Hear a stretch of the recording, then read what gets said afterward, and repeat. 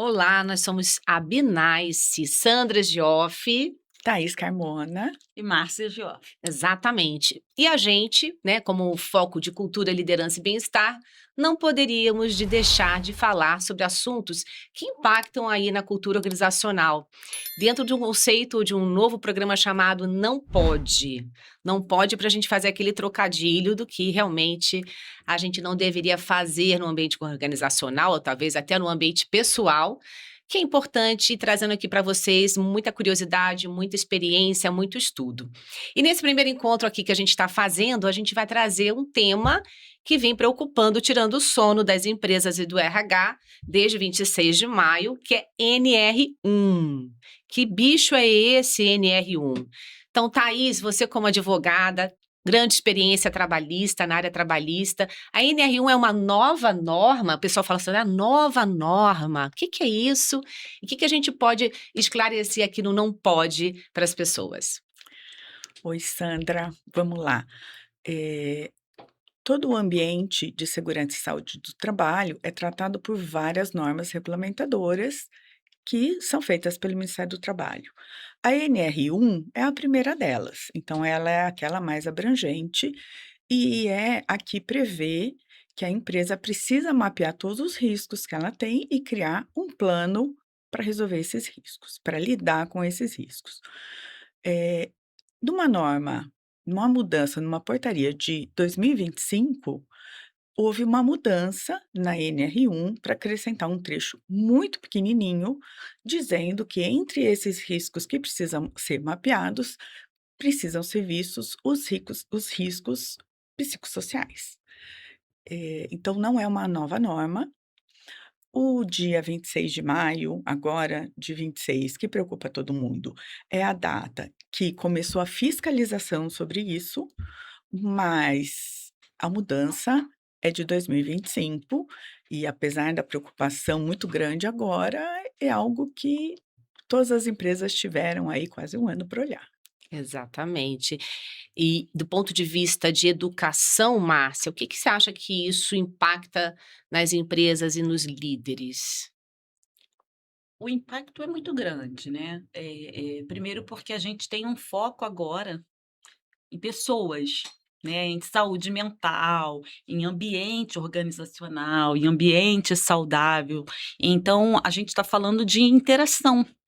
E isso vai impactar totalmente, eu acho que é a questão de um olhar diferente para algo que é fundamental, porque a gente é humano, a gente se relaciona o tempo inteiro. Então, a gente estabelece, ambientes, a gente estabelece pessoas e isso aí vai impactar em tudo.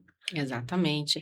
Agora, assim, né, a gente já falava da segurança no trabalho, né, os riscos físicos, que é o que você trouxe, que já existia, e agora falando do risco psicossocial. Vocês não acham que as pessoas ainda não sabem o que é risco psicossocial? Até na sociedade mesmo. A gente tem uma cultura muito de risco físico. A gente tem um cinto de segurança no carro, a gente tem degrau e sinalização, Uhum. a gente tem rampa para não só para acessibilidade, mas também para garantir para as pessoas com baixa mobilidade terem mais segurança. Então, essa coisa do risco físico, desde que a gente nasce, até o pai com a mãe, né, tapar o buraco ali, a tomada da parede, isso já faz muito parte da nossa cultura. Agora, risco psicossocial, olhar o lado doença mental, não é uma coisa que no Brasil a gente tem disseminado. A Covid veio, com a Covid e a mudança comportamental, isso mudou bastante o nosso olhar. As pessoas até passaram a assumir que tiveram burnout, que estão deprimidas, que têm ansiedade, que eram coisas que ninguém tinha coragem de falar. Vocês não acham que existe ainda esse buraco entre o que é risco físico e o que é risco psicossocial, e que falta conhecimento para que as pessoas possam tratar isso de uma forma diferente? Qual é a visão de vocês? Eu acho que falta conhecimento, eh, técnico, teórico, mas o conhecimento vivencial sempre existiu. É que a gente não dava valor, a gente não conhecia, né, com esse nome. vem uma questão aí de cultura, como você trouxe, que as pessoas que tinham qualquer questão de saúde mental, em muitos casos era até invalidado isso, né? Era sinal de ser fraco.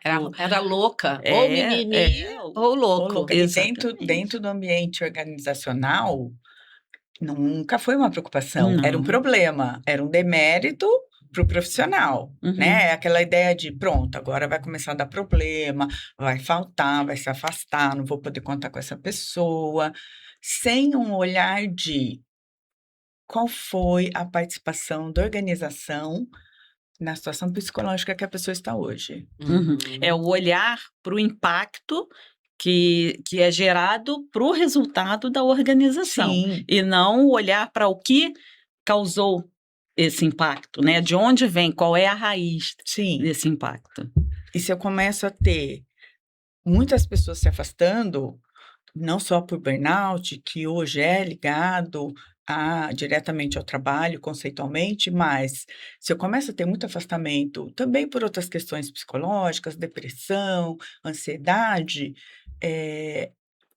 a visão tradicional das empresas é: hoje em dia todo mundo fica se afastando por qualquer coisa, todo mundo da equipe se afasta, mas está ótima. Sem parar e falar: "Espera aí, eu tenho vários afastados na minha equipe por questões psicológicas". Eh, É um sintoma é um sintoma de muito que claro, alguma né, coisa não está bem, né? alguma coisa não está bem, Uhum. né, né, dependendo do tamanho da equipe, vamos lá, mas um caso ou outro pontual pode, claro, pode estar ligado ao trabalho, mas a gente, né, também pode estar mais associado com outras questões da pessoa. E normalmente essas questões são um conjunto de fatores. Agora, se eu tenho muitos, Uhum. não dá para não olhar. E a tendência das empresas até hoje, né, de maneira geral, claro, é não olhar. Perfeito. Agora, o que é risco psicossocial, Thaís? Você consegue me dar exemplo do que a gente pode considerar risco psicossocial nas empresas? Esse é um excelente ponto. Eh, com a alteração da NR1, constou lá risco psicossocial, e a gente tem um conceito de risco psicossocial meio intuitivo, né, então, bom, risco psicossocial, as pessoas estão adoecendo, né, doenças psíquicas, não só doenças ergonômicas, enfim. Mas a gente pode também ampliar isso, pensar de uma outra maneira, né, o risco social, e aí, né, vou dar um exemplo, eh minha empresa é num lugar de difícil acesso, os empregados eu tenho um horário de saída que o empregado pode estar em risco, será que isso não é um risco social? Eu tenho uma jornada exaustiva, a pessoa não tem condições de descansar, de conviver com a família. Bom, dito isso, tem um ponto muito importante sobre essa mudança, ela não trouxe conceito. Hum. Na verdade, ela só fala que deve ser incluído na avaliação de risco, o risco psicossocial. Uhum. O que é risco psicossocial para a ENR? E qual a importância disso não ter sido conceituado? Na hora da fiscalização, o que eu entendi que é risco psicossocial como organização, pode não ser o mesmo que o fiscal, né, e as empresas vão ser fiscalizadas, está entendendo. Então, assim, não tem assim como também não tem nenhum parâmetro, pontos que eu tenho que olhar, medidas que são consideradas válidas ou não, ainda que fosse de uma maneira, né, não muito específica, né. Inclusive, a gente teve em 16 de maio, uma liminar de uma ação movida pela Fiesp, suspendendo a aplicação de multas pela fiscalização do Ministério do Trabalho. E a justificativa foi justamente essa: escrever só incluir riscos psicossociais, que mais ou menos isso está escrito, é muito vago, é muito amplo. Então, eu analisei como empresa, acho que não tem risco. Ou eu analisei, acho que tem risco e fiz um plano que o fiscal não vai concordar, ou eu até achei que tem risco, mas o fiscal vai achar que eu não olhei todo o risco que tem. Então, a questão do risco social. O que é? A gente tem essa ideia, mas o que ela é para a NR1 como conceito, a gente não tem. E eu acho que esse é o ponto que mais dificulta o cumprimento. Tá. E do ponto de vista de educação, Márcia, você acha que esse mecanismo, né, de fiscalizar e multar, que é uma punição, né? A gente está falando de punição, modelagem de comportamento por consequências. Nesse caso, vou fiscalizar e vou fazer a punição. Você acha efetivo, para a transformação de uma cultura, esse exercício da NR1 colocar a ação como punição? Eu particularmente não concordo, né, porque a gente está falando de comportamento, e o que muda comportamento é o conhecimento, é a reflexão, é o entendimento, né. Então se você vai mudar um comportamento por uma punição, isso é provisório. Se a gente fizer com uma criança, tá, ela fez algo errado, a consequência desse errado foi bater. Tá, ela sofreu algum tipo de agressão, por mínima que seja, até aquele tapinha de leve. A criança vai deixar de fazer em momentos específicos em que ela tiver a pessoa que interviu desta forma. Não é a questão, não traz aí um conhecimento, um entendimento, a educação na sua Correta. raiz. Ele vai deixar de fazer porque ele vai sofrer uma punição, Uhum, e não porque ele tomou consciência uhum. de que aquilo não é bom, não é certo, não vai funcionar. E eu acho que isso se aplica Quando nada pode até plenamente, ficar traumatizado, né? sim, plenamente no ambiente organizacional, tá? Sim. A postura ali, a questão da interação, de como você interage, de quais são as consequências das suas atitudes, sejam elas ou boas, Uhum. mais ou boas, isso vai equilibrar ali o fazer momentaneamente ou definitivamente. É. O mesmo se aplica quando a gente fala do cinto de segurança, né? Que foi colocado que o cinto de segurança era obrigatório e que as penalidades, as punições seriam pontos na carteira ou na carta e a multa. Então aí é uma penalidade, né? De ir lá, de fiscaliza e pune quem está fazendo errado. E o que a gente viu no início foi muita gente segurando o cinto de segurança para fingir que estava com o cinto de segurança. Ou seja, o que você está falando de mudar o modelo mental é através da educação. E Uhum. aí, quando a gente olha, eu estou tentando aqui trazer, refletindo, quando a gente olha a segurança física, as empresas também têm punições, Sim. mas as empresas também têm penalidades altíssimas, onde às vezes a primeira pessoa da fábrica, da unidade, pode ser até presa se tiver algum óbito, algum acontecimento mais sério de acidente do trabalho. A gente viu que as empresas educaram bastante seus colaboradores no que é segurança, teve muito treinamento de segurança, teve a colocação dos EPIs e teve também vários mecanismos na rotina, que a gente fala que está corretamente alinhada à cultura. Por exemplo, o DDS, Diálogo Diário de Segurança. Enfim, vários mecanismos. Hoje, por enquanto, a NR1, vê se eu estou correta, Thaís, está falando que vai fazer uma auditoria para ver se a empresa tem os riscos mapeados e o plano de ação. É isso? É isso. A empresa vai ser fiscalizada primeiro no mapeamento de risco. Mapeei o risco? Ok. Entendi que tem, entendi que não tem. Entendi que tem. Eu preciso fazer um plano para tratar desse risco. Entendi que eu tenho, pode não ser exatamente um assédio moral, mas que eu tenho uma liderança que coloca uma alta pressão na equipe, que desgasta a equipe emocionalmente, mentalmente. Bom, preciso fazer um plano para isso. E o fiscal vai olhar, tá bom, você tem esse risco aqui, você tem o plano? Ok, tem o plano. E aí, depois o fiscal vai para o terceiro momento, que é: eu quero indícios, quero evidências de que você está cumprindo esse plano. E aí, voltando na abrangência, né? Eu não tenho nada, nenhuma diretriz de plano, De de ação. ação, que tipo de indicador eu preciso ter para mostrar que eu estou cumprindo esse plano. Eu acho excelente que a NR1 tenha passado por essa mudança. Eu Eh, também acho. Ao mesmo tempo, penso que nós já deveríamos estar no momento de cultura organizacional que isso Uhum. não fosse necessário. Exato. É. É igual a Mas cota, posso falar assim que é igual a cota? Ou seja, muita gente critica a cota, mas a cota é um mal necessário, porque temos um problema de privilégios. sim, Então, se não tiver a cota, ninguém vai olhar. A NR1, ou a multa no trânsito, ou qualquer outro mecanismo, né, que inicialmente começa com uma punição para modelar o comportamento, é um empurrão para que as empresas efetivamente mudem. Então, tem gente que aproveitou e mudou, hoje usa o cinto de segurança, tem gente que continua segurando o cinto uhum. de segurança, achando que está enganando alguém, só que está enganando a si próprio.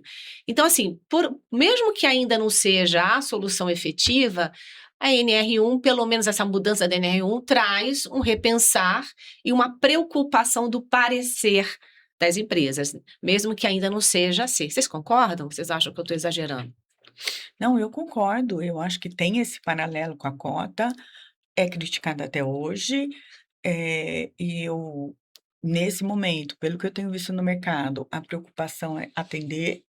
Tem muitas pessoas, muitos profissionais que estão dando consultoria nisso, empresas têm contratado recursos para fazer isso, mas primeiro tem esse ponto, acho que é bastante no escuro. E eu acho que é algo que a gente, espero, aos poucos vai incorporar. Eu passei a usar o cinto no momento que eu comecei a olhar do que eu tive a mudança de modelo mental, no começo que eu quando eu comecei a olhar Ai, que para o cinto saco, de né? segurança, então eu No início deixei era, ai, que saco. no começo eu deixei um "ai que saco", no início eu também era assim, e deixei no momento que eu fui entendendo que existe uma questão de segurança, né, que eu não quero que se eu estiver dirigindo e tiver um acidente, uma batida, eu não quero que as pessoas que estão comigo se machuquem, eu não Uhum. quero me machucar. Eh, e a gente espera que exista essa mudança de comportamento. É. Eh, eu gostaria de estar apostando mais nela do que eu estou. Uhum. Mas de qualquer forma, tem um grande valor que isso agora tenha ido para uma regulamentação, Sim. né. O grande ponto que eu vejo, eu acredito que a maioria das empresas vai dizer que não tem risco psicossocial. Ah, mas a gente já tem ouvido isso, né? Não tem o risco. Mas é tudo a questão, eu acho, de verdade, que é a educação, é a conscientização, é o trazer exemplos, né, porque como é que aconteceu esse processo, trazendo de novo aí esse exemplo do uso, da obrigatoriedade do uso de segurança, foi um processo que permeou, traz informação, dá espaço ali para dá tempo para assimilar, traz exemplos, foram exemplos o tempo inteiro. Primeiro, óbvio, dói no bolso, Uhum. né, então o primeiro impacto é ali, vamos tirar ali pagando multas, enfim. E eu acredito que essa questão da NR1 também vai caminhar por aí. Um Uhum. um processo longo, quando a gente está falando de processo, a gente não está falando de uma coisa ali que vai, vamos cumprir essas etapas e vai acontecer. O processo ele acontece o tempo inteiro, mas muito focado em educação, em conscientização de comportamento, de consequências de comportamento no outro, não com a visão, né? Até porque eu sou muito defensora disso. Eu não estou preocupada com a questão do lucro, da produção, porque eu acredito, eu tenho certeza, que se a gente cuidar do humano, o humano vai dar conta, Que vai trazer o lucro, vai né? trazer o E o lucro. resultado. Não, você tem toda a razão, né? E quando a gente olha o elemento humano, né? Nós, seres humanos, você sabe, Thaís, que lá no Rio de Janeiro tem um aplicativo chamado Onde Tem Lei Seca. Tá rindo? É verdade. Já entendi. Então, foram lá desenvolver os cariocas espertos, né? Posso falar porque eu sou carioca, não concordo com isso, mas existe o aplicativo e as pessoas ficam sabendo onde tem lei seca. Então, o carioca, se ele quiser, ele não para de beber. Ele bebe e faz um outro percurso. Então, o risco que a gente tem com a NR1 é esse, ou seja, as empresas fazerem um diagnóstico pro forma, Muito muito bonito. bonito, fazerem um plano lindo, falar que está tudo mapeado, tudo em plano, mas efetivamente os problemas internos não serem tratados, né? Essa é a minha preocupação. Mas o que era importante aqui quando a gente fala de NR1? É que as empresas aproveitem a oportunidade para repensar e olhar esses indicadores que a Márcia falou, e você também falou de afastamento, de doenças, de turnover na organização, enfim, tudo isso já é sintoma hoje de que eu tenho problemas. Eu tenho problemas nas relações, eu Uhum. tenho problema no ambiente. A NR1 está querendo aqui me ajudar a olhar e fazer meu dever de casa. Cabe a cada empresa, a cada RH, a cada CEO escolher se ele vai criar um app, né, onde tem lei seca, ou se ele vai efetivamente mostrar para as pessoas que álcool com direção não é seguro para ela, né? Não é bom para ninguém. Então, que ponto que vocês acham que a gente está hoje dentro desse assunto, né? Olha, do ponto de vista organizacional, eu acho que as empresas ainda incorporaram muito pouco essa preocupação e dar valor nessa preocupação. E aí não é o valor punitivo, Uhum, exatamente como uhum. disse a Márcia. Eu acho que as empresas ainda não olham. E eu tenho visto alguns projetos de NR1 em que a pesquisa, né, o mapeamento para saber se tem risco psicossocial ou não, é feito com gestores. É, Nenhum gestor vai falar: "Na minha equipe, eu pressiono demais e eu desgasto as pessoas". ou a meta tá exagerada, né? A pressão tá Sim, exagerada. Aham. né, Uhum, e eventualmente a questão é de headcount. Por que uhum, está todo mundo trabalhando demais? uhum. Às vezes falta estrutura, falta ferramenta, falta direcionamento, Às vezes a própria arquitetura do sim, espaço não colabora, não tem N colabora. motivos, né. Exatamente. É diferente você trabalhar num espaço que é confortável e agradável, do que você trabalhar num espaço que é árido para você, enfim. Eh, Nenhum gestor vai falar isso, né. "Poxa, por conta disso", tem a questão de headcount. "Bom, por que que a minha equipe está sobrecarregada? Porque onde eu tenho 10 eu deveria ter 15, mas se Uhum. eu tiver 15, a conta não fecha". É. Então eu acho que o começo é perguntar para o empregado. Se eu Uhum. fosse fiscal do trabalho, agente de fiscalização do Ministério do Trabalho, eu conversaria com os empregados antes de qualquer coisa, Exatamente. mas a empresa normalmente não quer conversar com o Uhum. empregado, porque conversar com o empregado me obriga a tomar uma atitude depois. Exato. E ela já tem esses sintomas todos mapeados, ela tem pesquisa de clima, ela tem, gestão do afastamento, ela tem esses indicadores de gestão de pessoas que já mostram que alguma coisa não está bem. Só que, falta aceitar que isso é um sintoma, né? Falta aceitar que tem uma relação com o trabalho. Que tem uma relação com o trabalho. E de fato, a gente sabe que a doença mental, emocional, ela não é responsabilidade só da empresa. Às vezes o Não. gatilho é disparado dentro da empresa, porque eu já estou com meus problemas pessoais, estou me separando, estou endividada, meu filho está doente, eu estou cheia de coisas. E aí, quando eu vou trabalhar, eu tenho um líder assediador, um líder que é grosseiro comigo. Então, obviamente, né, eu já vou para lá assim, desgastada, e lá dentro, numa relação, numa conversa, numa discussão, o meu gatilho é disparado. E assim, eu posso ter uma crise de ansiedade, por exemplo.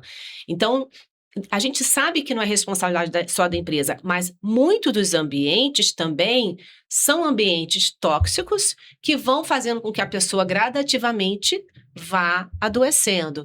Então, não dá para entrar naquela seara de quem é culpa e de onde surgiu. Temos um problema. E o Não que é a me respeito cabe? da culpa, é a Exato. respeito da Da solução. solução. E o que me cabe? O que está dentro da minha alçada, do meu espaço físico, que eu sou responsável por garantir, né? Sim. E aí o que me cabe é, antes de tudo, muito mais do que tratar, acolher, né, fornecer um bom plano de saúde, enfim, acolher essa pessoa que teve um burnout, que eu estou aceitando que está relacionado com o trabalho, antes disso, a atitude tem que ser não deixar acontecer. Exato. E Preventiva. é, Como a segurança física do exatamente, trabalho. não é para corrigir, é para prevenir. Prevenir. Exato. Não é para corrigir o problema que já aconteceu, é para não Uhum. deixar que ele aconteça. Perfeito. Eu acho assim, tá? Vou abrir aqui um tema que talvez nem todo mundo concorde. Mas, de verdade, eu acho que a gente está caminhando, né? Eu acho que a NR1 já é um grande avanço, esse olhar, essas exigências. E a gente tem que trazer traçar um caminho que venha reconhecimento, aceitação, né, por parte das organizações. Tá bom, eu reconheço, eu aceito, eu entendo que a minha empresa Tem não está problemas? atendendo, tem problemas, mas o que eu vou fazer para mudar? E isso também só vai vir com o tempo, à medida que os conceitos forem todos estabelecidos, que o conhecimento começar a se expandir, e aí os resultados vão começar a aparecer. Isso vai trazer um conforto também, porque a gente sabe que é do ser humano ter medo do novo, como é que vai ser, e se eu não der conta. E a gente vem de uma cultura muito punitiva também, né? A nossa cultura, a cultura brasileira é muito punitiva. Então, à medida que as coisas forem evoluindo, isso vai trazendo substância Uhum. e relevância para esse projeto de NR1. Eu acredito mesmo. Com certeza. Pra gente ir pro finalzinho, vamos brincar de não pode?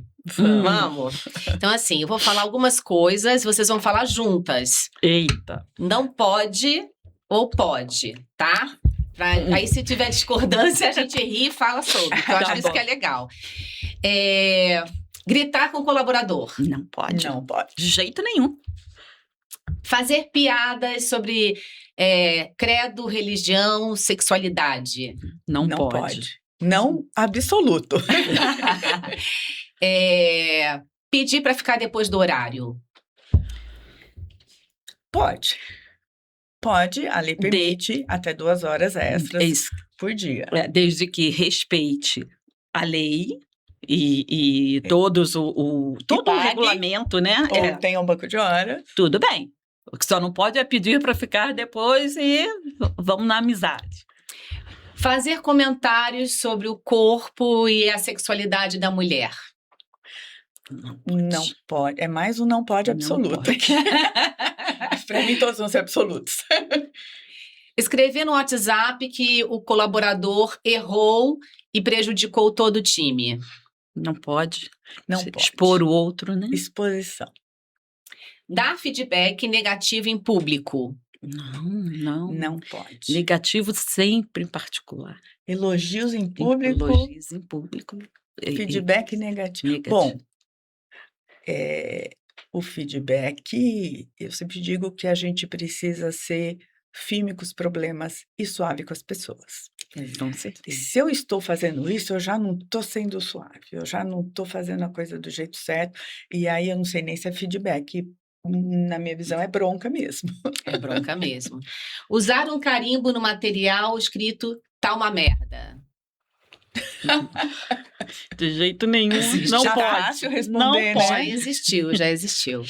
Então, aqui eu tô entendendo que muita coisa da relação até hoje em dia que a gente escuta, né, nas empresas, alguns exemplos, não podem, né? Mas não podem porque não é só para que a pessoa seja boazinha. A gente não está falando de ser bom, de passar a mão na cabeça e de não cobrar, né? Então, Não. até mais uma. Posso cobrar a qualidade do trabalho? Pode, deve. Deve. Posso demitir?